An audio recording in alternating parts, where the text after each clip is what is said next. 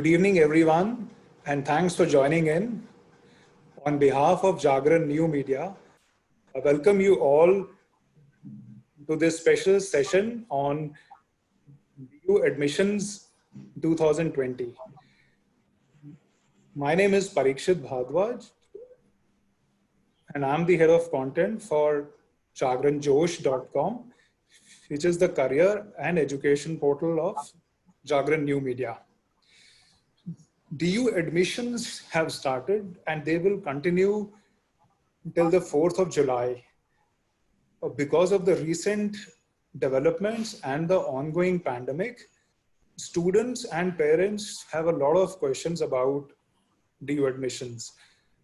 Therefore, we have organized this session where we will share authentic information and answer all questions concerned with DU admissions. We will also keep the session bilingual, so everyone can take away from the session, and will also try and take questions from the audience. I'll now quickly introduce our expert panelists for the day, who will share their views and will answer the most frequently asked questions from the students. Our first expert is Professor G.S. Tuteja, who is a former OSD admissions from Delhi University. Welcome, sir. Thank you.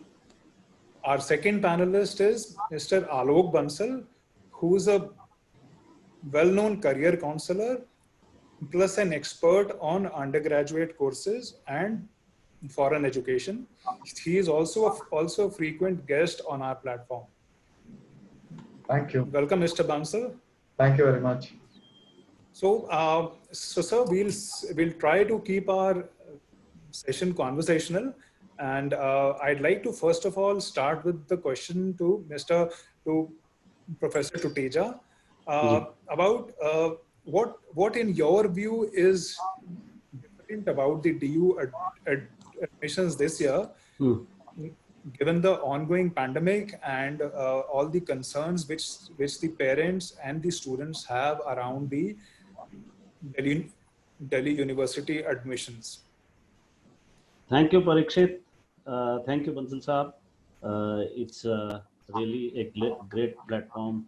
Thank you to all, Jagran Josh viewers. See, it is true that we are passing through a very difficult time, but anyway, Delhi University is trying their level best to make arrangements. उन सभी जो आपके सुनने वाले हैं, उन सभी के लिए एक मेरा मैसेज है कि दिल्ली विश्वविद्यालय जो भी तैयारियां कर रहा है, वो इन सभी जो भी पॉइंट्स हैं, इन सबको ध्यान में रखते हुए कर रहा है कि हमारे जो एडमिशन्स हैं वो बहुत स्मूथ हों।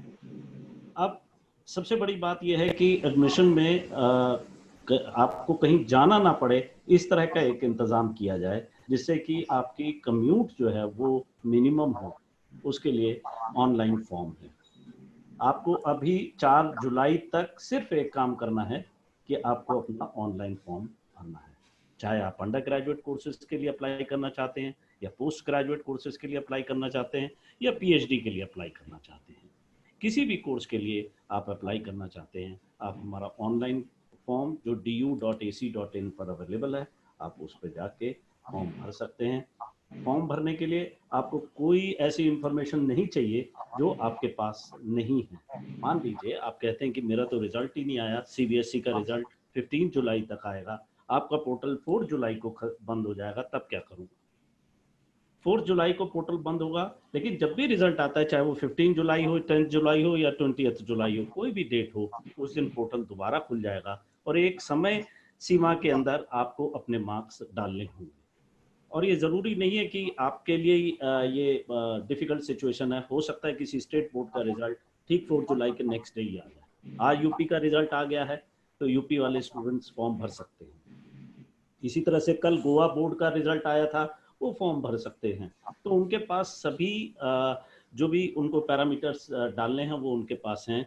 Then we are asking for your name, for your father's name, and your personal things like where do you live and all. What is your email ID? What is your phone number? These all things are available with the candidate. अगर आप form के, actually ये form बहुत easy form है, इस form में कई tabs हैं। आप जैसे जैसे पहला टैब, पहला पड़ाव कहूँ मैं हिंदी में, पहला पड़ाव है आपकी पर्सनल इंफॉर्मेशन, दूसरा है आपकी एकेडमिक क्वालिफिकेशन, उसमें हो सकता है आपके पास ना हो, आप आगे बढ़ जाएं, आप उसमें सिर्फ रिजल्ट अवेटेड लिखें और आप आगे बढ़ जाएं। आगे आपसे स्पोर्ट्स के बारे में अगर अप्लाई करना चाहते हैं आप वो इन्फॉर्मेशन दें, आप ECA में अप्लाई करना चाहते हैं वो इन्फॉर्मेशन दें, आपके कौन कौन से डॉक्यूमेंट अपलोड होंगे इसकी इन्फॉर्मेशन पोर्टल खुद देगा। जैसे आप पासपोर्ट के लिए अप्लाई करते हैं तो आपको क्या क्या डॉक्यूमेंट लगाने हैं वो अपने आप एक लिस्ट जनरेट करता है, ऐसे ये भी लिस्ट जनरेट करेगा। आप अपना फॉर्म कंप्लीट करके आप पैसे भर सकते हैं, बाद में पोर्टल दोबारा खुलेगा, आप अपनी बाकी की जानकारी जो आपके मार्क्स हैं वो बाद में भी डाल सकते हैं। Thank you very much sir, ये बहुत ही इम्पोर्टेंट इंफॉर्मेशन आपने शेयर की है, क्योंकि हमारे काफ़ी जो यहाँ पे क्वेश्चंस आ रहे हैं उसमें इसी चीज़ में पूछ रहे हैं कि हमारा रिजल्ट अभी तक आया नहीं है तो हम लोग कैसे अप्लाई कर सकते हैं। तो आई थिंक ये चीज़ एक यहाँ पे काफ़ी कॉमन क्वेश्चन है।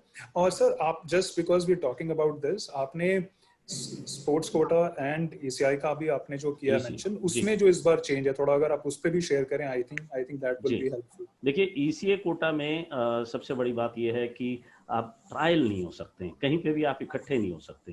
तो ECA जो है वो एक ऐसा कहना चाहिए कि एडमिशन जो बेस्ड होता था वो ट्रायल बेस्ड था, उसमें सर्टिफिकेट की इतनी इम्पोर्टेंस नहीं थी, इसलिए ECA के एडमिशन में सिर्फ NCC और NSS ही रखे गए हैं। अगर आपने स्कूल में NCC या NSS में पार्टिसिपेट किया है, जिसके डिफरेंट लेवल्स हैं कि आपके पास क्या सर्टिफिकेट है, NCC के standard certificate A, B certificate है, या आप कोई कैंप्स में गए हैं, एनुअल कैंप में गए हैं, या रिपब्लिक डे कैंप में गए हैं, प्री रिपब्लिक डे कैंप में गए, उन सबके मार्क्स वहाँ पर लिखे हुए हैं। वो ऑटोमेटिकली आपको आइडिया हो जाएगा कि आपके मार्क्स कितने मिनिमम आ रहे हैं, आप वो अप्लाई कर सकते हैं। NSS में भी इसी तरह से आप कहाँ कहाँ आपने रिप्रेजेंट किया है आप उसमें अप्लाई कर सकते हैं। ये दो केस हो गए, NCC NSS is in ECA। Now we come to sports, since trials are not there, आपका जो एडमिशन है वो सर्टिफिकेट बेस्ड होगा, और सर्टिफिकेट में भी अगेन आपका जो पार्टिसिपेशन है, आपने जो 11th 12th या पिछले 3 सालों में जहाँ जहाँ पार्टिसिपेट किया है वो सारे हाईएस्ट सर्टिफिकेट आपको लगाना है, और वो आप एक हमारे बुलेटिन में ही पूरा कैलेंडर दिया हुआ है, आप उससे अपना मार्क्स देख सकते हैं कि आपके लगभग कितने मार्क्स आएंगे। So it is nowhere, yeah, trial will not be there. You have to assess through certificate, and the same thing will be done by university as well. Right sir, thank you sir. I think ये एक important चीज इस बार की है जो लोगों के लिए जानना जरूरी है। I'll now come to Mr. Bansal. Sir एक जो क्वेरी यहाँ पे कॉमन है सभी स्टूडेंट्स की, वो एक उनका कंफ्यूजन जो है कि अगर हम DU में या फिर किसी और यूनिवर्सिटी में अप्लाई करते हैं तो ये वाला चुनाव हम लोग कैसे कर सकते हैं, इसके लिए क्या बेस्ट वे है कि हम DU चूज करें कि किसी और? देखिए बहुत मुश्किल सवाल है लेकिन सरल भी है, क्योंकि जब भी हम अप्लाई करते हैं तो हम अपनी ऑप्शंस को डाइवर्सिफाइड बैलेंस करके लेके चलते हैं, अपना पोर्टफोलियो संभाल के चलते हैं। सबसे पहले तो दिल्ली यूनिवर्सिटी एक बहुत रिप्यूटेड यूनिवर्सिटी है। People from across the country आते हैं, सारी दुनिया से, कंट्री से, अलग अलग भागों से लोग आते हैं और दिल्ली यूनिवर्सिटी में ज्वाइन करना चाहते हैं। तो सबसे पहले तो जिन लोगों का गोल था दिल्ली यूनिवर्सिटी में जाना, कौन से कोर्स में जाना चाहते हैं, वो नॉर्थ कैंपस के प्रीमियम कॉलेजेस में जाना चाहते हैं, वो बायोलॉजिकल साइंसेस करना चाहते हैं, इकोनॉमिक्स करना चाहते हैं। आई एम श्योर उन्होंने कुछ कुछ अपना मूड बना रखा होगा पहले। मैं कहूंगा कि हमारी एक्सपेक्टेड मार्क्स के हिसाब से हम डिसाइड करें कि मुझे कॉलेज में एडमिशन मिल भी पाएगा नहीं मिल पाएगा। एक बहुत सिंपल तरीका इसका है कि लास्ट ईयर की कट ऑफ दिल्ली यूनिवर्सिटी के पोर्टल पे अवेलेबल है, फर्स्ट कट ऑफ भी अवेलेबल है, 9th कट ऑफ भी अवेलेबल है। तो मुझे उससे आइडिया लग जाता है कि मेरे एक्सपेक्टेड मार्क्स वहां पे आ पा रहे हैं कि नहीं आ पा रहे हैं। मैं कोशिश करूंगा तो मेरा एडमिशन हो पाएगा नहीं हो पाएगा, ये मैं पहले डिसाइड करूं कोर्स के हिसाब से। दूसरी बात, मेरी सजेशन रहेगी बच्चों को कि आज आप बाकी यूनिवर्सिटीज में भी अप्लाई जरूर करें। और अपनी ऑप्शंस को एक्सप्लोर करके रखें। दिल्ली यूनिवर्सिटी में कुछ कोर्सेज एंट्रेंस बेस्ड कोर्सेज भी हैं, बहुत सारे कोर्सेज हैं, 9-10 कोर्सेज एंट्रेंस बेस्ड कोर्सेज भी हैं। तो कुछ लोग मेरिट बेस्ड कोर्सेज में अप्लाई करेंगे, कुछ एंट्रेंस बेस्ड कोर्सेज पे अप्लाई करेंगे। हमारी ऑप्शंस को लेके चलना चाहिए, चाहे मैं अंबेडकर यूनिवर्सिटी की बात करूं, चाहे मैं और प्राइवेट यूनिवर्सिटी की बात करूं, मुझे अप्लाई करना चाहिए। And finally I can take a call जब मेरा रिजल्ट आ जाए, जब मुझे पता चल जाए कि मुझे एडमिशन मिल जाए, तब मुझे डिसाइड करना है। थोड़ा सा मैं इसको और एक्सटेंड करता हूँ, I hope I am not extending it, कि स्पेशली मैं उन बच्चों के लिए जो एंट्रेंस बेस्ड कोर्सेज में अप्लाई कर रहे हैं, जिसमें वो मेरिट नहीं है, मुझे नंबर कितने भी आ जाए, बट ये मेरी रैंक डिसाइड करती है एंट्रेंस टेस्ट में कि मेरी रैंक क्या आई है। मान लीजिए मैं बीएमएस करना चाहता हूँ, तो मुझे अपनी ऑप्शंस को जरूर अपने साथ संभाल के रखना चाहिए, बिकॉज मैं अपने बारे में जानता हूँ, दूसरों के बारे में नहीं जानता हूँ। हो सकता है मेरी रैंक से ऊपर कुछ लोग आए। Thank you sir. इसी से कंसर्न सर एक और चीज जो यहाँ पे स्टूडेंट्स को आता है, एक उनका क्वेश्चन रहा है कि वो कौन सी स्ट्रीम के लिए अप्लाई करें, इसको लेके कंफ्यूजन है। इसमें कैसे डिसीजन बेस्ट ले सकते हैं, आप जरा थोड़ा इस पे भी गाइड कीजिए। बिल्कुल, देखिए हर साल जब हम सेमिनार करते हैं, टुटेजा जी भी और मैं भी सेमिनार करते हैं, बहुत क्वेश्चन आते हैं कि मुझे किसी भी तरीके से दिल्ली यूनिवर्सिटी में एडमिशन लेना है, तो ऐसा कौन सा कोर्स हो सकता है जिसमें मुझे एडमिशन मिल जाए। और मुझे ये सुन के बहुत ताज्जुब होता है हर साल, क्योंकि मेरा goal as a student college में खाली एडमिशन लेने का नहीं है, मेरा गोल अपना करियर बनाने का है। दिल्ली यूनिवर्सिटी, सारे कॉलेजेस या कोर्सेज फैसिलिटेटिव हैं मेरे अपने लॉन्ग टर्म गोल पे पहुंचने के लिए।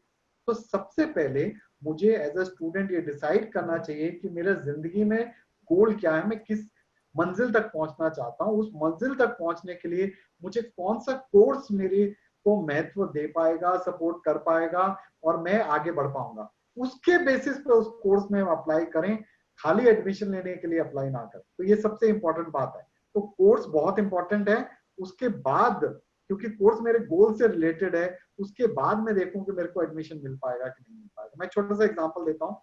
हर साल बहुत सारे बच्चे इंग्लिश ऑनर्स में इसलिए अप्लाई करते हैं कि सीट्स ज्यादा हैं। शायद कुछ लोग अप्लाई नहीं करेंगे तो मैं इंग्लिश ऑनर्स में एडमिशन ले लूं, बाद में सोचूं मुझे क्या करना है, और वो सेकेंड ईयर में आके काफी परेशान होते हैं कि भाई ये तो बिल्कुल डिफरेंट कोर्स है, मैं तो लिटरेचर पढ़ रहा हूँ, मेरा ये गोल तो नहीं था। तो ये बात बिल्कुल जायज नहीं है। मुझे अपने गोल्स के हिसाब से अपने कोर्स को डिसाइड करना चाहिए। Thank you sir. मैं अगला सवाल प्रोफेसर टुटेजा से पूछना चाहूँगा। सर, अब हम थोड़े से क्वेश्चंस लेते हैं क्योंकि हमारे पास ऑडियंस के बहुत क्वेश्चंस आ रहे हैं, तो कुछ यहाँ पे स्पेसिफिक क्वेश्चंस हैं। एक जो क्वेश्चन एक मैं पहले लेना चाहूँगा कि अगर किसी को बीकॉम ऑनर्स करना है जी, और या फिर इकोनॉमिक्स करना है, तो उसके लिए मैथ्स कंपलसरी है या नहीं, एक ये है सवाल। कंपलसरी एकदम। देखिए, दिल्ली विश्वविद्यालय में 5 ऐसे कोर्स हैं जिनके लिए मैथमेटिक्स जरूरी है, along with the courses of faculty of mathematical sciences. आपका B Com honours, economics honours, BMS, BFIA और बीबीए जो आपका बिजनेस इकोनॉमिक्स। बिजनेस इकोनॉमिक्स हो गया। ये बीएफआईए, ये 5 कोर्सेज एंट्रेंस के थ्रू हैं। इनमें मैथ्स कंपलसरी है। इसके अलावा मैथमेटिकल साइंसेज के जितने कोर्सेज हैं उनमें भी मैथ्स कंपलसरी है, जैसे बीएससी ऑनर्स मैथ्स है या बीएससी ऑनर्स कंप्यूटर साइंस है, इनमें भी मैथ्स जरूरी है। सो मैथमेटिक्स के बगैर आप अगर इसमें आप 12th में आपने मैथमेटिक्स नहीं पढ़ा है और पास नहीं हुए हैं तो आप इसमें एडमिशन। Right sir. और इसी से कंसर्न्ड एक और भी सवाल है कि अगर हमारे पास 12th में इकोनॉमिक्स नहीं है तो क्या हम स्टिल अप्लाई कर सकते हैं इकोनॉमिक्स के लिए? नहीं, पहली बात तो ये है कि भारद्वाज साहब की अप्लाई इस बार कोर्सेज में करना ही नहीं, आपको खाली फॉर्म भरना है। अगर आपकी एलिजिबिलिटी होगी तभी आप फॉर्म जनरेट कर पाएंगे, नहीं तो फॉर्म जनरेट ही नहीं कर पाएंगे। So that means you have to, if you are from general category, you have to fill the form and you have to pay 250 rupees. अगर आपने मैथ्स नहीं पढ़ा है तो आपकी एलिजिबिलिटी ना तो एंट्रेंस के कुछ कोर्सेज में होगी और ना ही आप जो जिसमें मैथ्स वाले कोर्सेज हैं उसमें आपको फॉर्म ही नहीं जनरेट होगा। सो एप्लीकेशन बात ही नहीं है कि पर्टिकुलर कोर्स में हमने करना है। आप जनरल लेके एडमिशन दे रहे हैं, your form is eligible for all colleges, all courses. अब मान लीजिए पहली कट ऑफ आती है, लेटेस्ट मैं आपको क्लियर कर देता हूँ, स्टूडेंट्स बिल्कुल क्लियर हो जाएंगे। मान लीजिए पहली कट ऑफ जो भी डेट है उस पर आई। अब डेट, उस डेट पे आपने देखा कि आपके मार्क्स मान लीजिए 92% हैं, आपको फिलहाल आपकी परसेंटेज के हिसाब से आप चाहते थे कि इंग्लिश ऑनर्स मिल रहा है, तो आपने इंग्लिश ऑनर्स रामजस में आपको मिल गया। आप जाके रामजस कॉलेज या एक्स कॉलेज, किसी एक्स कॉलेज में आपने एडमिशन के लिए फॉर्म जनरेट करना है। घर बैठ के फॉर्म जनरेट होगा, आप उसमें अपनी एलिजिबिलिटी, आप अपनी एप्लीकेशन देंगे, आप वहीं पे क्लिक करेंगे कि मुझे इसमें एडमिशन लेना है। एडमिशन, आपकी एप्लीकेशन उस कॉलेज में पहुंच गई, वो आपके सर्टिफिकेट्स चेक करेंगे, उन्हें लगेगा कि ये बिल्कुल ठीक है, इन ऑर्डर है, वो आपको वहां से क्लिक कर देंगे कि yes you can submit the fee and you will submit the fee. In case there is any problem with your certificate, आपके कंप्लीट नहीं है, तो देन आपको इंफॉर्मेशन देंगे कि your admission is being kept pending, so kindly contact us, we need for these certificates. But anyway, वो जो भी स्टिपुलेटेड टाइम है उसके बीच में या तो उनको एडमिशन को डिनाई करना होगा या क्लियर करना होगा। बहुत लंबे तौर तक पेंडिंग भी नहीं कर सकते, क्योंकि अगली कट ऑफ भी एक टाइम के पीरियड के बाद आएगी। So admission process is going to be completely online and very smooth process. Right, sir. I think this is an important piece of information. एक इसमें मैं छोटा सा पॉइंट ऐड करना चाहता था या पूछना ही चाहता था कि कुछ बच्चे जिन्होंने मान लीजिए एक सब्जेक्ट नहीं पढ़ा 12th में और उस कोर्स में वो अपने को कंसिडर कराना चाहते हैं जी, आई थिंक वो कुछ 2.5% पेनल्टी के साथ। बिल्कुल बिल्कुल। देखिए जहाँ तक हम उस पर भी मैं आता हूँ, हम लोग जब हम आर्ट्स की बात करते हैं तो आर्ट्स में फॉर एग्जांपल मैं हिस्ट्री ऑनर्स करना चाहता हूँ और हिस्ट्री मैंने नहीं पढ़ी, तो 2.5% मार्क्स डिडक्ट होंगे आपके बेस्ट 4 में से। लेकिन ये रूल आपका साइंसेस में नहीं चलता है। साइंसेस में नॉर्मली PCM या PCME या PCB या PCBE देखते हैं। सो उसमें अगर आपने मैथ्स नहीं पढ़ा तो PC, फिर आप बायो पढ़ा तो आपको बायो ही लेना है, उसमें आप बार्टर नहीं कर सकते मार्क्स का। सो साइंसेस में फिक्स्ड है, लेकिन आर्ट्स में वेरिएबल है। Same is the case with the commerce also.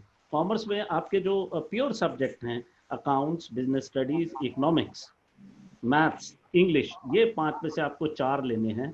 और अगर आप ये कहते हैं कि जी मुझे मेरे नंबर कम आए हैं BST में और मुझे उसकी जगह फिर मुझे एक और कोई लिस्टेड सब्जेक्ट है, मैंने कोई और सब्जेक्ट पढ़ा था वो मैं लेना चाहता हूँ, अगर वो लिस्ट B में है तो 1% ही डिडक्ट होगा। अगर लिस्ट B के बाहर है तो उसमें 2.5% कम होंगे।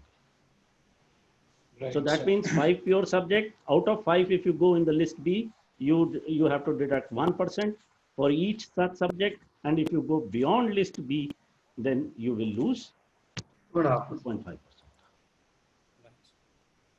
Thank you, sir. So, इससे पहले मैं एक और question, I'll come back to you. I want to ask Mr. Bansal about this.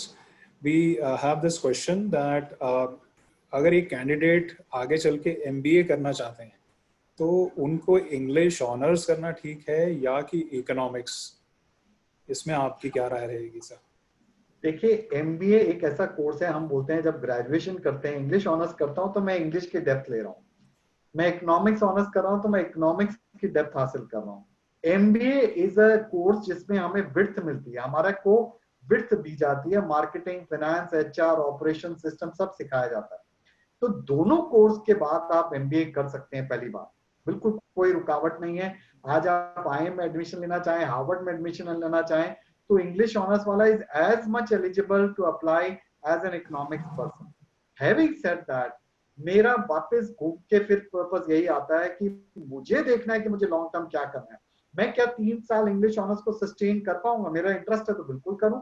क्या मैं क्रिएटिव राइटिंग में जाना चाहता हूं? क्या मैं लैंग्वेज में जाना चाहता हूँ, लिटरेचरी रिव्यू में जाना चाहता हूँ, लिटरेचर में जाना चाहता हूँ, तो मुझे इंग्लिश ऑनर्स करना चाहिए। बट इसलिए कि मुझे बाद में MBA करना है, मैं इंग्लिश ऑनर्स में अपना डाइवर्जन कर लूं या मॉडिफिकेशन कर लूं, वो जायज नहीं है। इकोनॉमिक्स ऑनर्स के अलग रास्ते हैं, इंग्लिश ऑनर्स के अलग रास्ते हैं। इकोनॉमिक्स ऑनर्स करने के बाद you understand the economy of a country. आप बिजनेस इकोनॉमिक्स कर सकते हैं, आप सोशल इकोनॉमिक्स कर सकते हैं, आप फाइनेंशियल इकोनॉमिक्स कर सकते हैं, आप बड़ी बड़ी कंसल्टिंग कंपनी में काम कर सकते हैं। तो दोनों के रास्ते अलग अलग हैं। मेरे हिसाब से इस बात पे डिसाइड नहीं करना चाहिए कि मैं इंग्लिश ऑनर्स लूं या इकोनॉमिक्स ऑनर्स लूं। कुछ कुछ मुझे अपनी इंटरेस्ट और एबिलिटी का बैलेंस भी देखना चाहिए।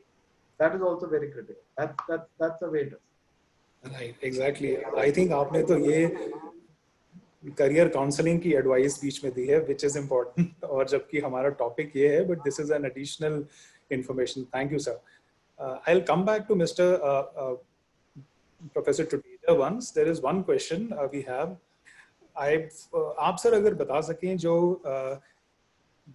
मेरिट बेस्ड और एंट्रेंस टेस्ट बेस्ड कोर्सेज हैं, उसके बारे में थोड़ा आप हमें बताइए. इस बार की जो एडमिशन प्रोसेस है उसमें क्या डिफरेंस है? कोई अगर इसमें चाहे तो दोनों में अप्लाई कर सकता है, बिल्कुल और कर कैसे सकता इसका चुनाव किया जाए?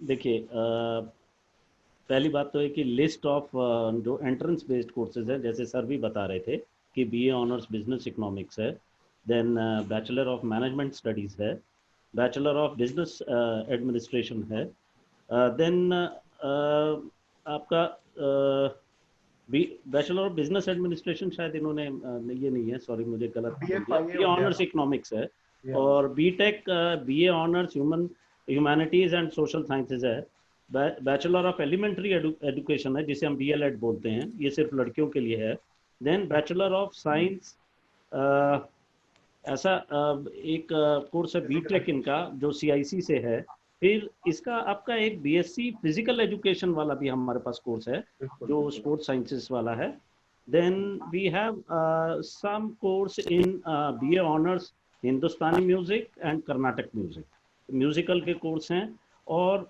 5 year integrated programme in journalism. इन कोर्सेज के लिए एनटीए जो है, नेशनल टेस्टिंग एजेंसी जो है, वो एग्ज़ाम कंडक्ट कराएगा. एक किसी ने सवाल भी पूछा हुआ है कि कब होंगे एग्ज़ाम. देखिए, अभी कुछ भी नहीं कहा जा सकता है कि एग्ज़ाम कब होंगे. आप फॉर्म भर दीजिए, फॉर्म 4 जुलाई तक की लास्ट डेट है. हर एक चीज़ को स्टेप वाइज हम चला रहे हैं. तो अभी पहला स्टेप है कि आप फॉर्म भरिए, उसके बाद इंतज़ार करिए कि थोड़ा सा माहौल ठीक हो, एग्ज़ाम कंडक्ट करने कंड्यूसिव होगा, तभी ये एग्ज़ाम होंगे. और उसके अलावा जो मेरिट बेस्ड है वो मेरिट के ऊपर आधारित है, तो जब तक क्लास 12 का रिजल्ट नहीं आएगा तब तक वो भी एडमिशन रुके रहेंगे. So wait and watch policy है, but step 1 you have to take now, fill the form, submit the fee before 4 July, and then आप आराम से फिर उसके बाद आप पढ़ाई शुरू करें. मैं इसमें थोड़ा सा एडिशन करना चाहूंगा, कर सकता हूँ यदि परीक्षित जी जी जी बिल्कुल बिल्कुल सर. बेसिकली वेबसाइट पे क्लियरली लिखा है. देखिए, एक बहुत पॉपुलर एग्जाम है एंट्रेंस का जिसको बीएमएस कहा जाता है. बीएमएस है, बीबीए इन फाइनेंस है, और बीए इन बिजनेस इकोनॉमिक्स है. थोड़ा सा बदलाव, या जो बच्चे देखना चाहते हैं वो एग्जाम देना चाहते हैं एंट्रेंस एग्जाम में, काफी बच्चे काफी लार्ज नंबर में देते हैं. तो बिल्कुल क्लियरली है कि जो 2 घंटे का एग्जाम है इस बार होता है. 100 क्वेश्चन हैं, 4 नंबर का एक क्वेश्चन है, नेगेटिव मार्क्स भी हैं, 1/4 नेगेटिव मार्क्स हैं, और उसका कुछ ब्रॉड आइडिया भी दिया गया है जो हर साल आता है कि किस टाइप का पेपर आएगा. तो I think people can fill that form. मैं ये रिट्रेट करना चाहता था sir, pardon me for adding that, कि जैसे आपने बोला कि 4 जुलाई तक उसका फॉर्म भी भरना है. जी जी जी जी बच्चे हर साल, मेरे को याद है लास्ट ईयर काफी बच्चे जून में आए थे, तब लास्ट ईयर तो जून लेट हो गया था कि हमने फॉर्म नहीं भरा, अब हम क्या कर सकते हैं. आप कुछ नहीं कर सकते, 4 जुलाई तक आपको फॉर्म भरना जरूरी है. ये बात आलोक जी, इसमें एक और बात है कि इंटरव्यू इस बार इसमें भी नहीं होगा. इस बार इंटरव्यू नहीं है. 65-35 है. पहले proportion 65% weightage, 65% weightage entrance exam का है, और 35% वेटेज आपके बोर्ड एग्जाम्स का है. तो I think people should not miss this. This is extremely important for everyone. अच्छा सर, एक और आप अगर थोड़ा ये चीज़ पे भी एक्सप्लेन करें कि क्या क्या एहतियात जब हम यहाँ पे फॉर्म्स भर रहे हैं उसमें ले सकते हैं स्टूडेंट्स, क्योंकि काफ़ी यहाँ पे स्टूडेंट्स के कमेंट्स हैं जिनमें वो पूछ रहे हैं कि उनसे जैसे ओरिजिनल मार्कशीट की उन लोगों ने अपलोड कर दी है और वहाँ पे instead of the seeing attested one, तो क्या कुछ अगर ऐसी आप गाइडलाइंस शेयर कर सकें कि क्या क्या चीज़ें वो कर सकते हैं, और स्पेशली इस केस में क्या कर सकते हैं, उनको इसका इम्पैक्ट क्या है? देखिए, ये एक तो मिस्टेक जो है ना, ये आप एक छोटा सा काम करने लगे हैं उसमें भी आप मिस्टेक्स करते हैं ना, ये ठीक बात नहीं है. मतलब एटलीस्ट इस लेवल में, अब आज मुझे किसी स्टूडेंट ने पूछा कि मैंने अपना फादर्स नेम गलत लिख दिया, तो ये गलती नहीं होनी चाहिए. आप धीरे आराम से फॉर्म भरिए, कोई बहुत बड़ा काम नहीं, कोई रॉकेट साइंस नहीं है वो फॉर्म भरना, छोटा सा फॉर्म है, ध्यान से भरिए. जेंडर अपना सही डालिए, फॉर्म को ठीक से भरिए, अपनी क्वालिफिकेशन ठीक से डालिए। तो उसमें आपका एड्रेस पूछा जा रहा है, आप एड्रेस लिखिए, आपसे आधार कार्ड भी पूछ रहे हैं, आपको नहीं देना नहीं दीजिए, वो कंपलसरी फील्ड नहीं है। अब जब सर्टिफिकेट डॉक्यूमेंट अटेस्ट करके आप पहले सबसे पहले उसकी फोटोकॉपी ले लीजिए, फोटोकॉपी लेके फिर उस पर साइन करके आप तब उसे अपलोड करिए। अब देखिए दूसरा फॉर्म की बात क्वेश्चन जरूर उठता है कि क्या हम दूसरा फॉर्म भर दें। ये बड़ा Right, sir. मतलब इसका जवाब देना बड़ा मुश्किल काम है कि ये एक नेशनल वेस्टेज है। आप ये फॉर्म भर रहे हैं, बार बार आप पैसे दे रहे हैं, ऐसा मत करिए, आप एक ही बार में ठीक से काम करिए। देखिए माइनर Right, sir. मिस्टेक के लिए एक हमारा इंफॉर्मेशन बुलेटिन बोलता है कि जब दोबारा ये फॉर्म खुलेगा तो माइनर मिस्टेक को चेंज कर दिया जाएगा, अलाउ किया जाएगा। लेकिन अब बड़ी मिस्टेक है, आपने मान लीजिए जेंडर में मिस्टेक कर दी, आपने कैटेगरी में मिस्टेक कर दी, तो उसके अलॉन्ग जो फीस थी वो भी चेंज हो गई, वो form is liable to reject. देखिए मैं थोड़ा सा Right, इसमें ऐड करूं तो जब हम ये वेबिनार लेने थे, मैं स्टूडेंट्स को बताना चाह रहा हूं, जब ये वेबिनार की बात हुई तो टुटेजा जी ने मुझे ताकीद किया कि आप सबसे पहले फॉर्म भर लीजिए, खुद भी तो प्रैक्टिस करके देखें कि क्या तकलीफ आती है। क्या तो तकलीफ? मैंने फॉर्म भरा और मुझे प्रिसाइसली 12.5 मिनट में मैं पूरा फॉर्म ढंग से भर पाया। Without 12.5 upload, minute without upload, yes without upload, so another 2-3 minute का काम है अपना। मैं मतलब इट्स नॉट रॉकेट साइंस। और बिल्कुल लिस्ट बिल्कुल क्लियर है। आपको 10th की मार्कशीट चाहिए, आपको 12th की मार्कशीट चाहिए, आपको रिजर्वेशन का अपना सर्टिफिकेट चाहिए, आपके पास अपना फोटो चाहिए, आपको सिग्नेचर का स्कैन सिग्नेचर चाहिए, चाहिए। आपको स्पोर्ट्स कोटा में अप्लाई कर रहे हैं तो उसके सर्टिफिकेट चाहिए, आप म्यूजिक में अप्लाई कर रहे हैं तो आप उसमें अपना म्यूजिक का अपलोड कर सकते हैं, आपका फोटो आईडी कार्ड चाहिए, जैसा सर ने बोला आधार कार्ड चाहिए आपको, आधार कार्ड नहीं है तो आई कार्ड की फोटो कॉपी। वो भी क्लियरली है, हाँ, बिल्कुल क्लियर मेंशन है। आई डोंट थिंक हमें करना चाहिए। बहुत सारे सर टुडेजा साहब बहुत सारे क्वेश्चंस बच्चों के आ रहे हैं कि हमने गलती की है, हमने गलती किया तो हम क्या करें। तो I think guys please take some time, ये काफी इंपॉर्टेंट इशू है, प्लीज इस पे थोड़ा ध्यान लगाएं। Right sir. सो यही सर इनका बस यहाँ पे सबका यही क्वेश्चन लग रहा है कि अब हम क्या कर सकते हैं। अब अगर वैसे तो ये तो बिल्कुल ठीक बात है कि ये काम ऐसा है कि एहतियात होना चाहिए इसमें, बट जो बच्चों से अब गलती हो चुकी है उनके लिए क्या इसके लिए वही मैंने options जवाब दिया, जो माइनर मिस्टेक्स है ना वो उसका कोई नहीं, लेकिन जो इफेक्टिव मिस्टेक्स हैं, जैसे gender mistake is a gender mistake से non collegiate women education board ही नहीं मिला होगा उसको एलिजिबिलिटी, बीएलएड की एलिजिबिलिटी नहीं मिल रही होगी उसको। So this mistake you have to fill another form, but there are mistake like small minor mistakes are there. आपने कोई छोटी मोटी डेट गलत कर दी है, कुछ अपलोड में गलती कर दी है, वो मिस्टेक कोई बड़ी मिस्टेक नहीं मानी जाती है। तो उनको फिर ठीक किया जा सकता है। हो सकता है वो फॉर्म का पर्टिकुलर पेज खुले तो आप वो चेंज कर पाएंगे, लेकिन फिर भी बाय एंड लार्ज मैं ये कहूँगा आप 2 बार चेक करिए। ये फॉर्म ऐसा फॉर्म है कि हर पेज के बाद आपको प्रीव्यू दे रहा है, तब वो नेक्स्ट मूव करने देता है। आप प्रीव्यू भी पढ़ लो, कोई बात नहीं। अब ये जो मिस्टेक हो गई अब उसे छोड़ दे, अब और बड़ी मिस्टेक कोई है तो वो आप उसको देखें, बाकी माइनर मिस्टेक को छोड़ दे, भूल जाए। Right sir. सो और सर काफी क्वेश्चंस हैं यहाँ पे जो जिसमें लोग प्रेफरेंस सिलेक्शन पे चाह रहे हैं कि आप कुछ उनके साथ में शेयर जी करें कि मैं क्या ये इसके लिए बहुत ज़रूरी guidelines? है। देखिए ये प्रोसेस जो है मैं एक बार दोबारा से ये बता देता हूँ कि जब आप फॉर्म भरते हैं ना तो हमने आपसे कॉलेज पूछा ना आपसे कोर्स पूछा। मैं ये जनरल कैटेगरी या रिजर्व कैटेगरी की बात कर रहा हूँ, मेरिट बेस्ड वाले एडमिशन में हमने कुछ भी नहीं पूछा है। वो इसलिए नहीं पूछा गया है कि आपका एक फॉर्म सभी कॉलेजेस और सभी कोर्सेज के लिए वैलिड है। only thing is that your cutoff, your mark should fall into the bracket of cutoffs. अगर कट ऑफ किसी कॉलेज की 95 आ रही है और आपके 95.5 है तो ऑब्वियसली आप जितने भी कोर्सेज और कॉलेजेस हैं जिनमें 95 आई है आप उसमें एलिजिबल है, या आपके 95 हैं और कट ऑफ भी 95 है तब भी आप एलिजिबल हैं। राउंडिंग ऑफ नहीं होती है। बहुत सारे लोग बोलते हैं 94.75 है सर, 0.25 से रह गया है तो राउंड ऑफ करके 95 हो रहा है। Round off is not allowed, so rounding off is not allowed. Then next is, अब आप जब किसी भी कॉलेज, ये बहुत सारे कॉलेज या बहुत सारे कोर्सेज में आपकी मेरिट जहाँ पर मीट कर रही है, आप उनमें से एक चूज कर लीजिए। जो पहली कट ऑफ आई है उसमें आप एक ही कॉलेज और कोर्स में एडमिशन ले सकते हैं। आप जो भी चूज कर लिया आप उसमें जाके एडमिशन ले लीजिए, जाना भी नहीं है, अब तो घर बैठे ही एडमिशन करना है, आप उसकी फीस डिपॉजिट कर दीजिए। देन आपको सेकंड कट ऑफ में ऐसा लगता है कि आपको घर के पास का कॉलेज मिल गया है या मनपसंद कोर्स मिल गया है, तो आपकी 1,000 रुपये डिडक्शन होगी फी की, आपका सारा पैसा वॉलेट में आ जाएगा और वो वॉलेट से दूसरे कॉलेज की फीस चली जाएगी। So it's a very smooth process, your fees is being adjusted. अगर मान लीजिए पहले कॉलेज की फीस कम थी, दूसरे की ज़्यादा है, तो वो वहाँ से जब रिफंड आएगा तो आपको और पैसे डाल के अगले कॉलेज की फीस आपको जमा करा देगी। तो इससे क्या होगा कि आपका वॉलेट मेंटेन रहेगा। आपको at the end of the see we have 5 cut off and 1 special cut off. तो 5 कट ऑफ का मतलब है 4 जंप इन आपकी अलाउड है। आपका हर बारी जंप में 1,000 रुपीज जाएगा। आप आराम से स्मूथली इसको मैनूवर कर सकते हैं, संभाल सकते हैं, और सब कुछ घर से ही करना, कहीं आपको नहीं जाना।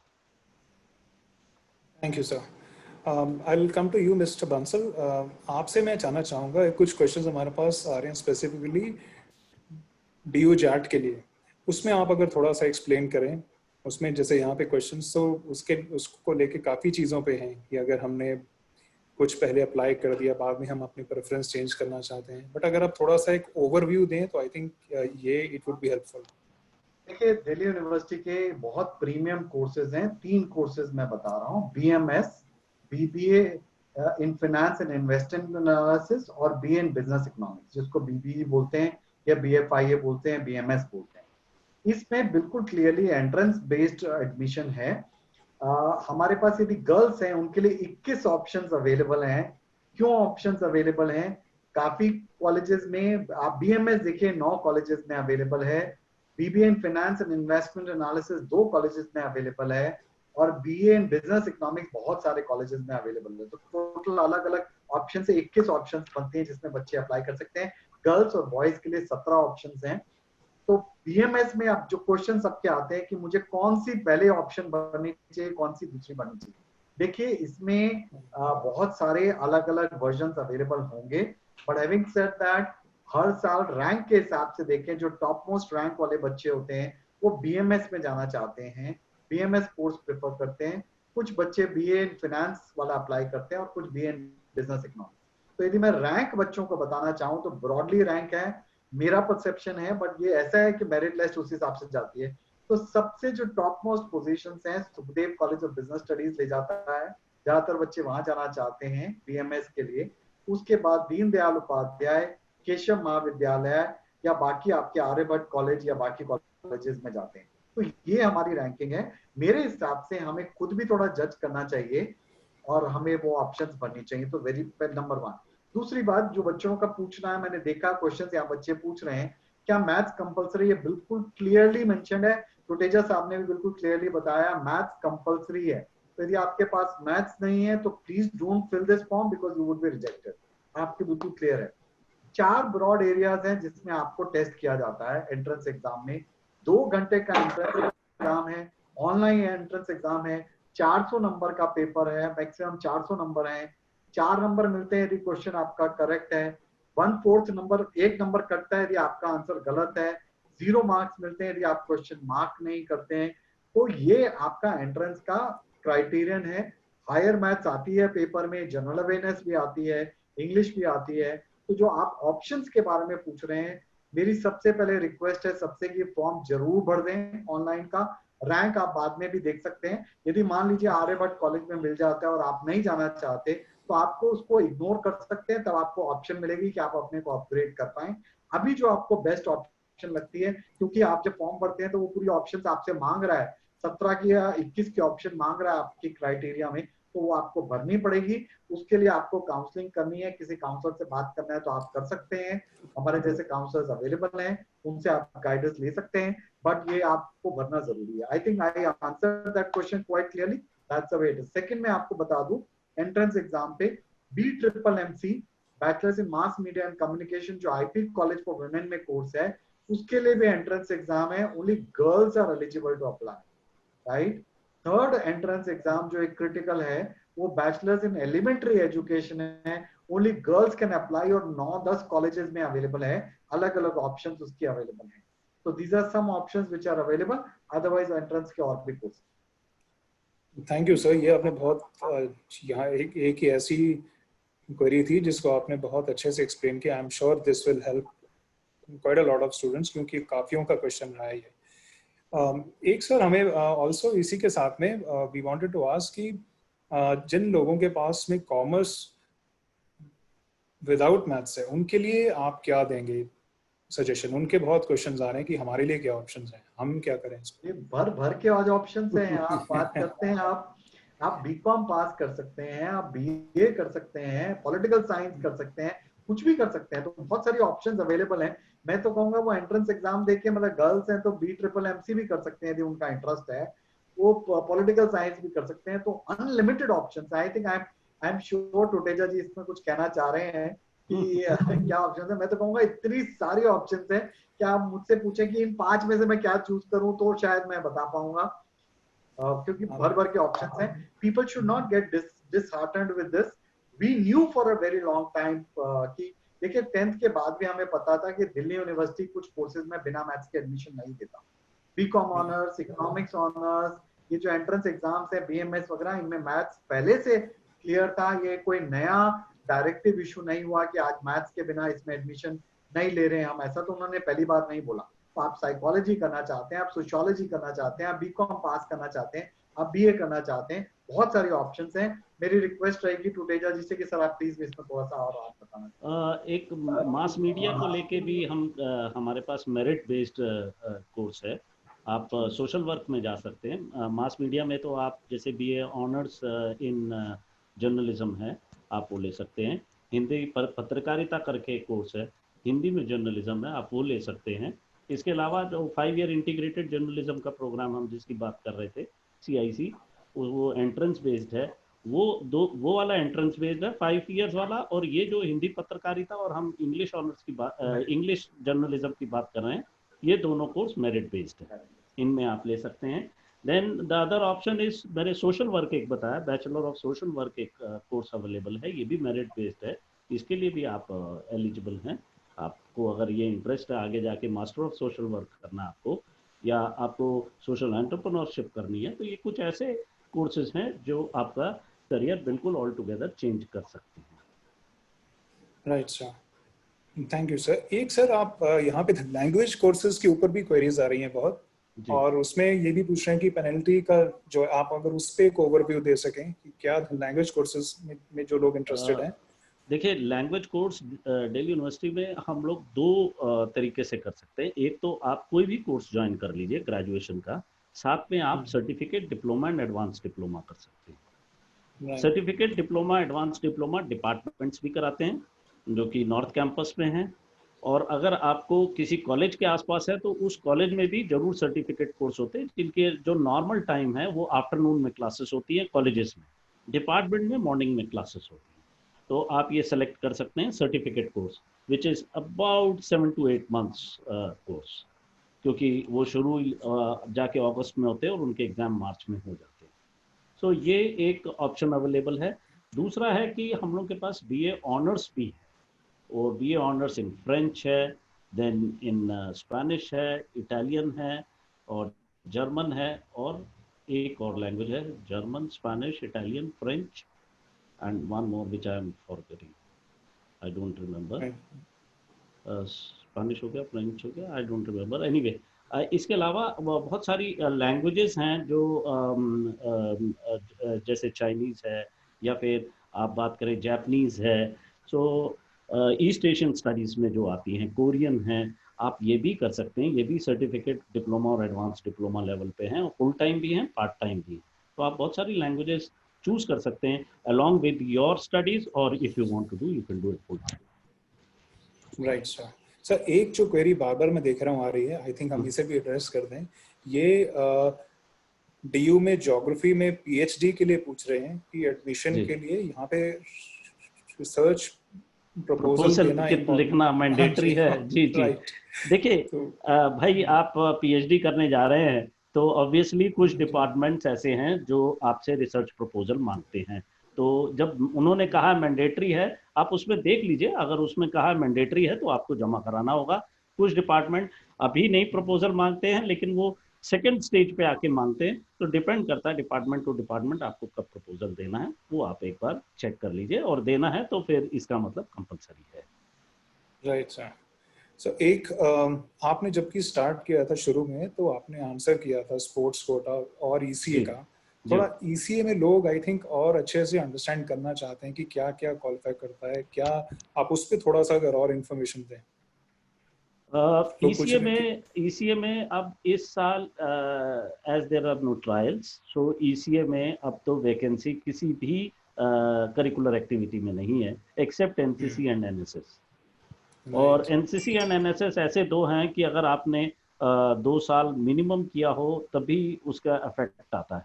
तो एनसीसी एंड एनएसएस की एक आप ब्रोशर में देखेंगे तो एक लिस्ट बनी हुई है कि आपने कौन से कैंप्स किए हैं, उन कैंप की मार्किंग है कि मिनिमम मार्क्स इसमें इतने हैं, आपने ये लेवल का कैंप किया है, अगर इस लेवल का किया तो आपके 4 मार्क हैं, फिर 8 हैं, 16 हैं, like this camps are being marked. और अगर आपने स्वच्छता अभियान में पार्टिसिपेट किया है या कोई भी गवर्नमेंट एजेंसी का प्रोग्राम था उसमें किया है, तो उसके भी मार्क्स वहाँ पर लिस्टेड हैं। So you can always check yourself. Now second point is, एक बड़ा इंटरेस्टिंग पॉइंट है, लोग समझते हैं कि मैंने तो जी प्री रिपब्लिक डे परेड पे, प्री आरडी पे किया है, आरडी से पहले वाला एक कैंप होता है, उसमें मैंने पार्टिसिपेट किया है, तो मुझे वहाँ से 16 मिल गए नंबर, अब मेरे 80 आए हैं तो 80 + 16 96 हो गए। नहीं, ऐसा नहीं है। आपके जो ये मार्क्स हैं ईसीए के, ये एक सब इकट्ठे करके इनको जोड़ के आपके देखा जाएगा कि आप मेरिट में कहाँ स्टैंड कर रहे हैं। सो एनसीसी की एक अलग मेरिट बनी, उसके अलावा आपके जो मार्क्स हैं, जैसे फॉर एग्जांपल एक किसी कोर्स में जिसमें आपको एडमिशन लेना, वहाँ 85% जा रही है, उसकी जो जनरल कैटेगरी की 85 है, थर्ड कट ऑफ उसकी 85 है, तो वो कॉलेज 75 से नीचे वालों को एडमिशन नहीं दे सकता है। You got my point? That means 10 right marks 10% जो हैं वो उनको ईसीए और ईसीए में उन लोगों को लीवरेज मिलती है। So that's it, and your marks will prepare your cut, your separate list. NCC में जिस बच्चे ने रिपब्लिक डे परेड की है, जिसने इंटरनेशनल प्रोग्राम्स किए हैं, वो दैट विल स्टैंड नंबर 1। सो जब भी राइट पहली वैकेंसी क्रिएट होगी, उसकी अगर 10% के अंदर वो आ रहा होगा तो वो वहां जाके एडमिशन होगा। Right sir. सो एक अगर आप थोड़ा सा ये भी बताएं कि जो कास्ट बेस्ड सर्टिफिकेट रिजर्वेशंस हैं उस पे कुछ जी क्वेश्चंस आ रहे हैं कि जैसे कुछ तो बहुत ही ट्रांजैक्शनल्स हैं कि जैसे जेंट्स की कैटेगरी है। दूसरा एक जो बार बार आ रहा है कि जो अगर ओबीसी कैटेगरी में उनके पास आई मीन इस time people are not able to procure their certificates, उनके पास में इस वक्त है नहीं है, और या वो प्रोक्योर नहीं कर पा रहे हैं, तो उनके लिए क्या देखिए, आपकी एडवाइस रहेगी? या 2-3 चीज़ें हैं। एक तो आपको ये क्लियर होना चाहिए कि स्टूडेंट्स को कि हमारे पास रिजर्वेशन कौन कौन सी है। जो मोटे तौर पे अगर हम रिजर्वेशन देखें तो हमारे पास SC, ST, OBC and EWS and PWD, persons with disabilities, ये कुछ मोटे तौर पे। इसके अलावा हमारे पास सिक्किमीज़ की भी कुछ सीट्स हैं, जम्मू कश्मीर के लिए भी कुछ सीट्स हैं। Then we have another this the prime minister's scholarship, ये कुछ और एडिशनल है।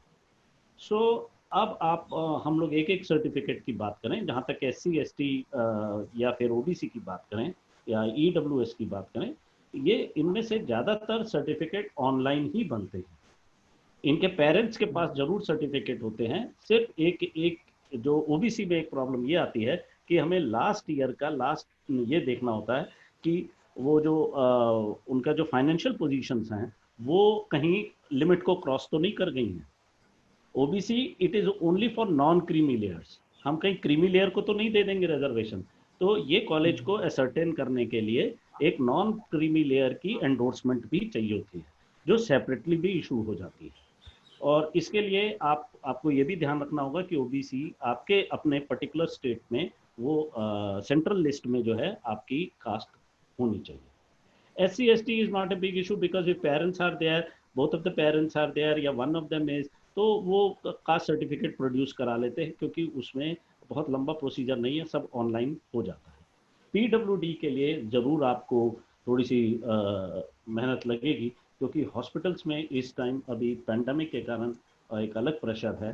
तो PWD सर्टिफिकेट अगर आपने CBSE में आप अपीयर हुए हैं 12th में और आपने लीवरेज ली है, वहाँ पे 1 घंटा आपने एक्स्ट्रा या 2 घंटे एक्स्ट्रा लिया है, तो आपने सर्टिफिकेट जरूर बनवाया होगा।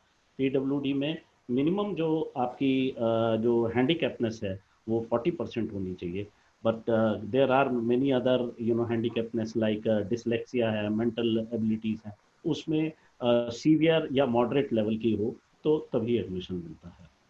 सो ये कुछ पैरामीटर्स हैं, और इनमें सभी जो पूरे डिटेल्स है, for example which is authority which can issue these certificates, ये सभी प्रोस्पेक्टस में लिस्टिंग की गई है कि मिनिमम फॉर एग्जांपल EWS के लिए SDM लेवल का ऑफिसर होना चाहिए। अगर आप बात करें OBC की, SC/ST की, तो कौन से मिनिमम ग्रेड के ऑफिसर्स हैं जो इशू कर सकते हैं, वो सब दिया है। PWD में फोटोग्राफ जरूर लगाना चाहिए, हॉस्पिटल से बना होना चाहिए, सरकारी हॉस्पिटल से बना होना चाहिए। ये सारी बातें जो भी PWD एक्ट में लिखी हैं उनको दिल्ली यूनिवर्सिटी फॉलो करता है। अच्छा, सो एक ये यहाँ पे एक अगेन यहाँ पे ट्रांजैक्शनल क्वेश्चन ही है कि जो लोग MA ज्योग्राफी करना चाहते हैं उनके पास में क्या क्या ऑप्शंस हैं DU में इस वक्त? MA ज्योग्राफी करना चाह रहे हैं या कर चुके हैं? करना चाह रहे हैं तो उनका ये है कि किस किस कॉलेज में उनको हम... नहीं, ऐसा देखिए, पहली बात तो ये कि कॉलेजेस की बात ही नहीं है MA में आपके लिए आपको जो टेस्ट है, जो एग्जाम है, वो क्वालिफाई करना है। Once you qualify exam, then merit बनती है अलग अलग कॉलेजेस की, क्योंकि देखिए हर कॉलेज में है भी नहीं है। मान लीजिए करोड़ीमल में है, मान लीजिए ये से रामजस में है, तो जिन कॉलेजेस में है उसी में ही ये सीट्स होती है, वहाँ एलोकेट हो जाता है। पढ़ाई आपकी डिपार्टमेंट ऑफ ज्योग्राफी में ही होगी, जो कि D स्कूल ऑफ इकोनॉमिक्स के साथ। राइट, सो आई थिंक इनका यही यहाँ पे क्वेरी है कि MA जो है ज्योग्राफी है उसमें कौन से कॉलेजेस में? कॉलेजेस में जाना ही नहीं है, आपकी पढ़ाई जितना भी right. पोस्ट ग्रेजुएशन है उनकी सारी पढ़ाई जो है वो डिपार्टमेंट्स में होती है। जैसे फॉर एग्जांपल मैथमेटिक्स की है तो उसकी पढ़ाई जो होगी, कंप्यूटर साइंस की जो आपने एक्सटेंशन बिल्डिंग देखी मैथमेटिकल साइंसेस की, वहाँ होगी। अगर आप बात करें हिस्ट्री ज्योग्राफी तो फैकल्टी ऑफ आर्ट्स में होगी। So it is something like in the faculty you are going to study, only colleges are only there to help you for library, for your tutorials. Right. निश्चित जी, मैंने बहुत सारे question आपके type करके answer कर दिए लोगों के, क्योंकि बहुत सारे क्वेश्चन आ रहे हैं। So sir, I think अब इस टाइम पे एक बार यहाँ पे बच्चों को बहुत जो कंफ्यूजन का आई थिंक माहौल है, हमने क्वेश्चंस काफी अभी किए एड्रेस, बट आपकी वैसे जनरल एडवाइस स्टूडेंट्स को क्या रहेगी इस वक्त पे? क्योंकि बहुत इस टाइम एक तो स्टूडेंट्स में डर भी है लेके कि अभी जो रहा है पैंडेमिक रहा है और इससे जो एकेडमिक डिसरप्शन रही है, और अभी जो जैसे रिजल्ट्स आने की भी जो अभी अनाउंसमेंट हुई है कि उनको लेके थोड़ा सा जो अभी स्टूडेंट्स में एक ये फियर का एटमॉस्फेयर है, उस पे आई वांटेड आपके दोनों के views, what would be your advice to the students what कि इस बार के जो एडमिशंस हो रहे हैं उसमें किस चीज पे स्टूडेंट्स का ध्यान होना चाहिए? देखिए, 2-3 बातें बहुत क्लियरली, काफी बोर्ड के रिजल्ट्स नहीं आए हैं। CPSE ने हमें कल ही हमने पढ़ा है, कोर्ट का ऑर्डर है या जैसे भी CPSE की सबमिशन है कि किस हिसाब से रिजल्ट बनेगा 12th का, तो one can not be very sure कि मेरा क्या स्कोर आने वाला है। देखिए, उन्होंने क्या बोला है, 3 पेपर से आपने कम पेपर में अटेम्प्ट किया है तो बेस्ट 2 पेपर को एवरेज ले लिया जाएगा, उसके हिसाब से नंबर लगेंगे। यदि आपने 3 पेपर दे दिए हैं तो बाकी 2 मार्क्स बेस्ट ऑफ 2 लगे, उन 3 का लगेगा। ठीक है, 3 से ज्यादा किए हैं तो उन 3 का लगेगा। अलग अलग जो भी कंडीशंस आपको दे दी गए हैं उसके हिसाब से हमारे नंबर आने वाले हैं। तो यदि बच्चे आज बोले कि भाई मेरे को BCom ऑनर्स नहीं मिलेगा या मुझे मिल जाएगा, तो मेरे हिसाब से ये बहुत जल्दबाजी होगी। सबसे पहले यदि मैं DU में एडमिशन पाना चाहता हूं तो 4 जुलाई से पहले एक बेसिक फॉर्म मुझे बिल्कुल भर देना चाहिए, सबमिट कर देना चाहिए, बिना ज्यादा दिमाग लगाए कि मुझे इस कोर्स में एडमिशन मिलेगा, उस कोर्स में एडमिशन मिलेगा। काफी बच्चे क्या पूछ रहे हैं कि मेरा रिजल्ट अब तक नहीं आएगा तो मैं फॉर्म कैसे भरूं। अरे जैसे सर ने आपको बिल्कुल क्लियरली यहाँ बताया, प्रोटीजर साहब ने बिल्कुल क्लियरली बताया कि भाई आज हम कोर्स की तो बात ही नहीं कर रहे। आज आप DU में एडमिशन के लिए एक अपना अपना वो दे रहे हैं, एप्लीकेशन दे रहे हैं, वो आप एप्लीकेशन फॉर्म भर दीजिए। आपके ज्यादा पैसे नहीं लग रहे, 250 रुपए का फॉर्म है। यदि आप एंट्रेंस बेस देना चाहते हैं तो 750 रुपए और है। कम से कम वो अप्लाई कर दें, क्योंकि जो भी सिचुएशन है अनसर्टन है, सबके लिए अनसर्टन है। ऐसा नहीं है कि आपका दिल्ली में आप रहते हैं और आपका रिजल्ट नहीं आया, मेरा आ गया, ऐसा तो नहीं है। तो सबका रिजल्ट नहीं आया तो सभी एक ही नाम में सवार हैं। तो please don't bother about this, don't rack your brains. आप फॉर्म भर दें 4 जुलाई से पहले। एक तो एक कंपलसरी और लास्ट डे ना भरें, जो भी भरना है आज और कल में फॉर्म भरते हैं, नंबर 1। दूसरी बात, मैं ये देखूं कि मेरा काम करने का क्या इच्छा है, कौन से कोर्स में मैं जेन्युइनली एडमिशन लेना चाहता हूँ। बिकॉज ये बात क्लियर है, कुछ मेरिट बेस्ड कोर्सेज हैं, कुछ एंट्रेंस बेस्ड कोर्सेज, करेक्ट। तो मुझे दोनों में अप्लाई करना है तो मैं एंट्रेंस बेस्ड कोर्सेज के लिए भी अप्लाई कर दूं, हाथ के हाथ अप्लाई कर दूं, करेक्ट। उसमें क्या रैंक होता है उसको मैं बाद में सोचूं, अभी मैं दोनों में अप्लाई कर दूं। तीसरी बात, जो एक क्वेश्चन, बहुत कॉमन क्वेश्चन यहाँ पे आ रहा है कि BBA क्या है, BBA में एंट्रेंस एग्जाम क्या है। पहली बात तो दिल्ली यूनिवर्सिटी में BBA नाम से प्योर कोर्स अवेलेबल नहीं है। दिल्ली यूनिवर्सिटी में BMS है, bachelor of management studies, BBA in finance and investment analysis है, जिसकी शॉर्ट फॉर्म BFIA भी बोली जाती है। तीसरा BA इन बिजनेस इकोनॉमिक्स है। तीनों में मैथ्स कंपलसरी है। ये करीब 8 या 10 क्वेश्चन इस पे आ चुके हैं, इसलिए मैं इस क्वेश्चन का जवाब दोबारा दे रहा हूँ। मैथ्स कंपलसरी है, बिना मैथ्स के आप ये पेपर नहीं दे पाएंगे। और यदि आपके पास मैथ्स है तो प्लीज अप्लाई कीजिए, फॉर्म भर दीजिए। तीसरी बात, यदि आप किसी और बोर्ड से आते हैं तो दिल्ली यूनिवर्सिटी ने अपनी पोर्टल पे क्लियरली बताया है कि आपके पास कौन सा मैथ्स है तो उसके इक्विवेलेंट क्या है, ठीक है। यदि आपके पास कुछ और टाइप का अप्लाइड मैथ्स था या कोई और मैथ्स था, उसकी इक्विवेलेंट बिल्कुल क्लियरली मेंशन्ड है, तो आप वो चेक कर लीजिए, फॉर्म भर दीजिए, अप्लाई कर दीजिए। तीसरी बात, आपको कैसे डिसाइड करना है कि मुझे कौन सा कोर्स करना है। प्लीज डोंट लुक एट किस कोर्स में एडमिशन मिल जाएगा, ये बहुत अच्छा तरीका नहीं है डिसाइड करने का। ऐसे लोग 6 महीने 1 साल बाद परेशान घूमते हैं कि मैं गलत जगह फंस गया, मुझे अब ट्रांसफर कर दो, मेरा ये कर दो, मेरा वो कर दो। बिल्कुल नहीं है। It is a transparent system या एनी एंड एवरीवेयर। आप बिल्कुल आराम से फॉर्म भरते हैं, आपका ECA कोटा बनता है, आपका कुछ और कोटा बनता है तो आप फॉर्म भर पाएंगे, नहीं तो नहीं भर पाएंगे, बिल्कुल क्लियर है। इसमें कोई कोई इफ एंड बट नहीं है। तीसरी बात, कैसे डिसाइड करें कौन से कोर्स में जाना है। आपको लॉन्ग टर्म किस गोल पे पहुंचना है, पोस्ट ग्रेजुएशन आपको करना ही करना है। जिस कोर्स को आप 3 साल सस्टेन कर पाए, सीख पाए, अच्छे नंबर ला पाए, कुछ वैल्यू एडिशन कर पाए, बिकॉज आप आज यहाँ तक पहुंचे हैं अपने पास्ट की वजह से। ये जो आप कोर्स करेंगे इसकी वजह से आप फ्यूचर में ग्रो करेंगे या ना ग्रो करेंगे, तो ये ऑप्शन भी जान लें। एक और बात मैं बताना चाहूंगा, काफी स्टूडेंट्स भूल जाते हैं, बोलते हैं कि मेरे कम नंबर आने वाले हैं या मेरे को तो बहुत अच्छी थ्योरी नहीं पढ़नी, तो उनके लिए वोकेशनल कोर्सेज भी अवेलेबल हैं। BVOC के बहुत सारे कोर्सेज अवेलेबल हैं, चाहे आप रेफ्रिजरेशन की बात करें, चाहे आप कलनरी आर्ट्स की बात करें, लैंग्वेज की बात करें, बहुत सारे कोर्सेज अवेलेबल हैं, उनको इग्नोर ना करें। लड़कियों के लिए जो गर्ल्स चाहती हैं कि भाई हम साथ साथ कुछ और सर्टिफिकेट कोर्सेज कर लें या कुछ अर्न करने की कोशिश करें, उन लोगों के लिए, जैसा सर बता रहे थे, टुटेजा जी ने पहले भी बताया, नॉन कॉलेजिएट बोर्ड के लिए फॉर्म्स अवेलेबल हैं। वो भी फॉर्म अभी भरे जा रहे हैं। करेक्ट सर, टुटेजा साहब बिल्कुल सही बता रहा हूँ? बिल्कुल बिल्कुल। नॉन कॉलेजिएट बोर्ड के फॉर्म भी अभी भरे जा रहे हैं गर्ल्स के लिए, जिसमें या तो क्लास सैटरडे को होती है या संडे को होती है, कई जगह दोनों होती है, वो भी क्लियरली मेंशन्ड है। तो आप वो फॉर्म भी अभी भर दें। तो यदि आप दिल्ली यूनिवर्सिटी में किसी भी तरीके से पहुंचना चाहते हैं तो ये फॉर्म इग्नोर ना करें।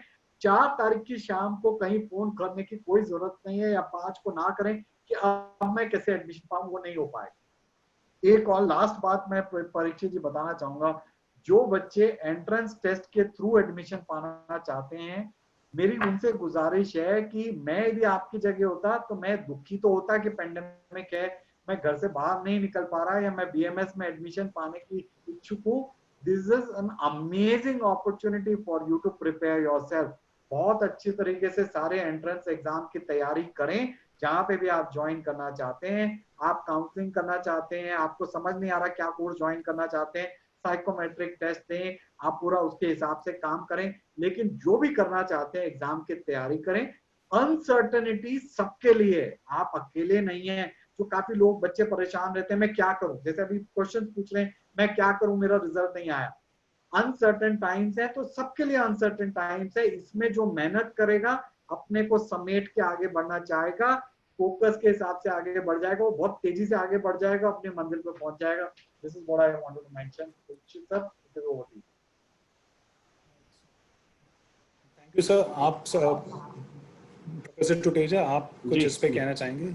नहीं, सर ने बिल्कुल सही बात करी है कि मैंने भी बहुत सारे आंसर दे रहा हूँ यहाँ पर बैठ के बच्चों के। तो सर ने बिल्कुल ठीक बात कही कि अभी आप इतना लॉन्ग टर्म प्लानिंग मत करिए। अभी आप एक छोटा सा प्लान बना के एक चलिए, और कंफ्यूजन की स्थिति नहीं है आपका। आपके लिए दिल्ली यूनिवर्सिटी और कई ऐसी संस्थाएं हैं जो इस तरह के प्रोग्राम्स कर रही हैं। आपको घर बैठे ही ये सुविधा है। नहीं तो याद रखिए, जब आप एडमिशन लेने गए होंगे या मैं जब गया था, तो हम लोग एक एक कॉलेज में जाके पूछ के आते थे। तो अब तो इतना स्ट्रक्चर्ड सिस्टम है, आपको यूट्यूब काफ़ी सारे मिल जाएंगे वीडियोस। आपके जागरण जोश में बहुत सारे वीडियोस हैं जो हेल्प करते हैं डिसीजन लेने में कि आप आगे क्या करना चाहते हैं। आप अपने करियर को लेते हुए जो भी आपके मन में पॉइंट्स हैं, वो आप या तो किसी काउंसलर से पूछ लें, या खुद उसके लिए आप यूट्यूब जाकर देखें। बहुत सारे आपको वीडियोस मिल जाएंगे जिसमें हम लोग काफ़ी डिस्कस करते हैं कि डिफरेंट सब्जेक्ट से क्या डिफरेंट ऑप्शंस खुलते हैं। Thank you very much sir, बिल्कुल ठीक कहा आपने। एक सर, हमारे कुछ और भी ग्रुप्स हैं जिनसे कुछ क्वेश्चंस हैं। हमारे पास थोड़ा ही टाइम है अभी, तो मैं इसमें क्विकली मैं इनको इसमें क्लब कर रहा हूँ। कुछ बहुत से तो ये हैं कि एंट्रेंस बेस्ड कोर्सेज पे अगर आप एक बार फिर से थोड़ा सा टारगेटेड इनके जो इन्फॉर्मेशन है, सिलेबस पे क्वेश्चंस आ रहे हैं, डेट्स पे आ रहे हैं, ये एक बार थोड़ा सा एंट्रेंस बेस्ड जो है कोर्सेज हैं, उन पे आप सर एक बार इसको ब्रीफली एड्रेस कर दीजिए। जैसे मैं बताऊं? इनका है कि इसका सिलेबस क्या होगा, और हमारे इसका इनका पैटर्न क्या होगा। एंट्रेंस एग्जाम की बात कर रहे हैं? हाँ जी, मैं थोड़ा सा बताऊं सर? हाँ, आलोक जी आप दीजिए जी। देखिए, जो DU JAT के हिसाब से जाना जाता था पुराना पेपर, एंट्रेंस एग्जाम में देखिए हमारे पास 7 अलग अलग तरह के एंट्रेंस एग्जाम हैं, अलग अलग कोर्सेज के 7 एग्जाम हैं। तो जो BMS, BBA, FIA और BA इन बिजनेस इकोनॉमिक्स का एंट्रेंस एग्जाम है, 2 घंटे का पेपर है, 100 क्वेश्चन आएंगे, 4 नंबर का एक क्वेश्चन है, नेगेटिव मार्क 1 मार्क है यदि गलत है, 0 मार्क्स मिलते हैं यदि आपने क्वेश्चन अटेम्प्ट नहीं किया। वेटेज 65% वेटेज आपके एंट्रेंस एग्जाम की है, 35% वेटेज आपके बेस्ट 4 की है, 12th के मार्क्स की है। नंबर 1 मैथ्स कंपलसरी है। इसमें क्या आता है, 4 ब्रॉड एरियाज पे आपको टेस्ट किया जाता है।